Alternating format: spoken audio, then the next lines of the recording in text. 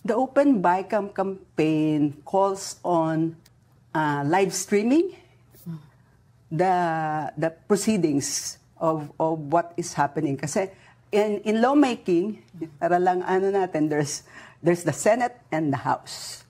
They come up with they may come up with the same version, but pagka magkaiba, yung batas that they come up with, then they have to reconcile the conflicting provisions of the two different bills. So then kailangan mag-usap yung dalawang, kaya BICAM, dalawa, the Senate and the House come together to talk. But it's an ad hoc committee.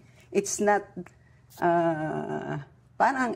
but yun nga, napaka-ad hoc, and yet doon sila nag-uusap, but done in secrecy. Yeah. First, they should put in their own internal rules. Yung Open BICAM. Wala eh. It's not part of their internal rules. Parang press statement lang. Oo. Madali lang naman maglabas ng press statement.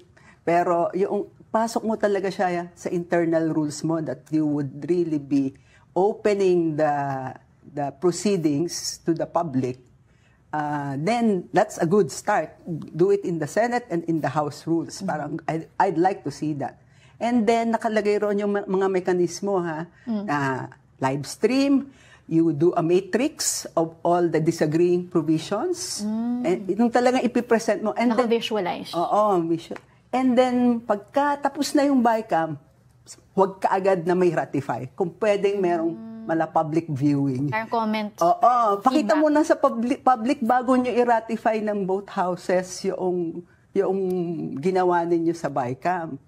Para talagang it really is very much scrutinized. So, yun yung, sana nakalagay yun sa internal rules na ilalabas nila. And this is really an opening for, I call on all the congressmen and senators to be active in putting that in your internal rules para hindi na tayo mag-iinak ng panibagong batas pa.